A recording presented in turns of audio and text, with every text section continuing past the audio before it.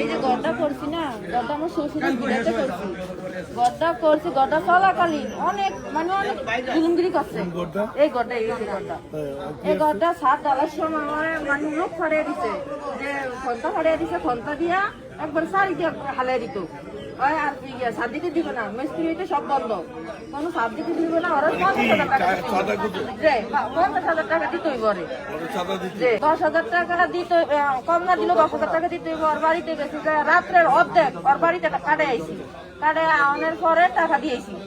টাকা দিয়ে 10,000 টাকা। কয় টাকা নিছে? 10,000 টাকা। কি আর নিছে? চাঁদা?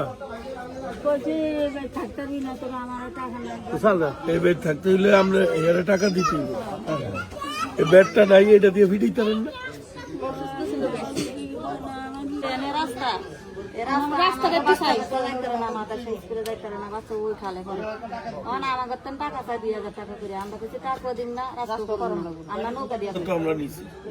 এই মাত্রই এখন আমরা বেকু দিয়া যে মাটি কাটছে, এই মাটি আবার ফালাইয়া দিতেছে। উন্নয়নের প্রতি হয়েছে আস্থা। যদি আস্থা বিশ্বাস থাকে তাহলে আগামী দিন থেকে, সময় তো বেশি দিন না নির্বাচনে, আপনারা নিজেরাই নেত্রী মনে করিয়া আপনাদের এই অঞ্চলের সকলের ঘরে ঘরে যে নুরুল ইসলাম তো এখানে আসছে, সেও তো সৎ লোক, তার তো অত টাকাও নেই, ভালো লোক, তাহলে কি ওনাকে নির্বাচিত করলে এই সন্ত্রাস চাঁদাবাজ থাকবে মনে করে? না, সুযোগ আছে। যদি সুযোগ না থাকে তাহলে আপনারা আমার মা বোনদের কাছে একটু চান, ভোট চান। আপনারা নিজের উদ্যোগে চান, নিজেকে উদ্যোগে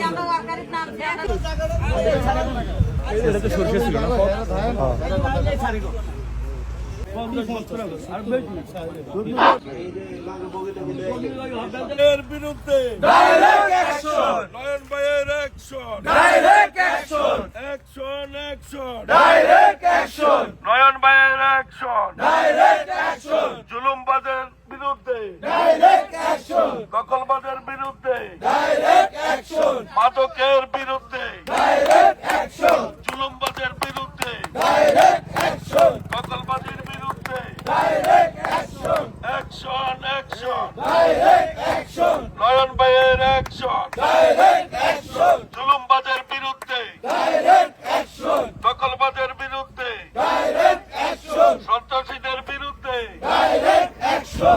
ধন্যবাদ। বিসমিল্লাহির রহমানির রহিম। আমরা সকালে শুনেছি এই 6 নং ওয়ার্ডে এমরান নামে এক সন্ত্রাসী মানুষের বাড়ি ঘর থেকে টাকা নেয় এবং আরেকজনের জমি দখল করে সে এখানে খামার করতে গিয়েছিল। আমরা আমাদের নেতা কর্মীদের মাধ্যমে খবর পেয়েছি, খবর শুনে আমরা এখানে এসেছি। আমরা এই বেকু দিয়ে যে মাটি ছিল, আমরা সেই মাটিগুলো আবার যেখানের মাটি সেখানে দিয়ে দিয়েছি। আমাদের প্রিয় নেতা চেয়ারপারসন মনপুরার মনোনীত প্রার্থী নুরুল ইসলাম নয়ন, তিনি বলেছেন যে যারা আমার সাথে নাই তারাও আমার কাছে নিরাপদ, এবং জুলুমবাজ, চাঁদাবাজ, দখলবাজ এ ধরনের লোকদেরকে আপনারা যেখানে পাবেন, যদি আপনাদের সাথে জুলুম করে তাহলে তাদেরকে প্রতিহত করবেন, তাদেরকে গ্রামবাসী সহ আপনারা গণতোলের ব্যবস্থা করবেন। কিন্তু আপনারা সেটা পারেননি। আমরা এসেছি, আমরা আপনাদের জায়গা দখল করেছে, আমরা দখল মুক্ত করে দিয়েছি। আমাদের নেতা যে কথা বলেছে, জুলুমবাজ, দখলবাজ, চাঁদাবাজ, মাদক কারবারি তার দলের কেউ না। ইতিমধ্যেই এই কথাগুলো শুনে গত 3রা নভেম্বর যখন তিনি নমিনেশন পেয়েছেন, এই ইমরান ছেলে এই সন্ত্রাস এবং মাদক কারবারি এখানে অনেক জুলুম করেছে। ও আগে সম্ভবত আমাদের সমর্থন করত, কিন্তু ও এখন আমাদের দলের কেউ না। গত 2 বছর আগে ওকে বিএনপি থেকে বহিষ্কার করে দিয়েছে। দেওয়ার পর আমরা জানতে পেরেছি ও নাকি গ্রামগঞ্জে যে দাড়ি পাল্লার ভোট চায়। তো এটা তো উচিত ছিল জামাতের প্রার্থীর, তারা উচিত ছিল তাকে প্রতিহত করা, কিন্তু তারা প্রতিহত করেনি। আমরা ব্যবস্থা নিয়েছি, আমরা এখানে প্রয়োজনে আরো 10 বার আসবো, লাগে 100 বার আসবো, কিন্তু আর কোনো ঘটনার পুনরাবৃত্তি আমরা এখানে হতে দেব না। আমাদের মা বোনেরাও আমার কাছে বিচার দিয়েছে ও বিভিন্ন জায়গা থেকে চাঁদা নিয়েছে। আসলে মূল কথা হলো সন্ত্রাসী কোন দলের না।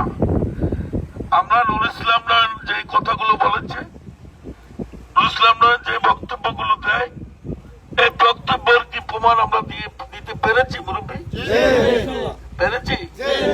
আমরা নুর ইসলাম নয়নের যে নির্দেশনাগুলো আছে, যে আবারও বলি জুলুমবাজ, চাঁদাবাজ, দখলবাজ, শুধু এওয়াজপুর না, চরপেশন মনপুরে কোথাও এদের ঠাই নাই।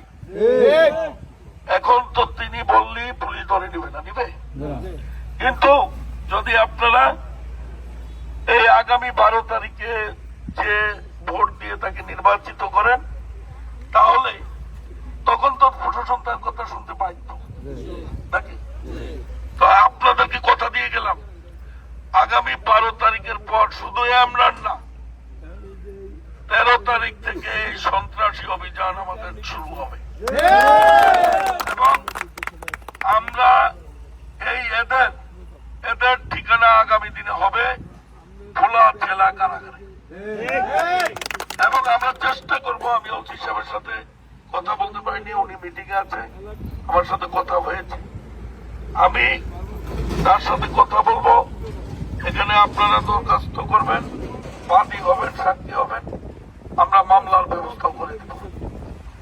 এবং এরপরে যদি ও আসে, আপনারা এই এলাকার গ্রামবাসী এই রাস্তা ও নষ্ট করেছে, মসজিদের বাথরুম ভেঙে ফেলেছে, মা বোনদের থেকে চাঁদা নিয়েছে, আপনাদেরকে আমরা নির্দেশ দিয়ে গেলাম, এরপরে যদি এই সন্ত্রাসীকে এখানে আসে, কোন জুলুমবাজি করে, তাহলে আপনারা গ্রামবাসী সকলে মিলে ওকে পেতে আমাদেরকে খবর দেবেন।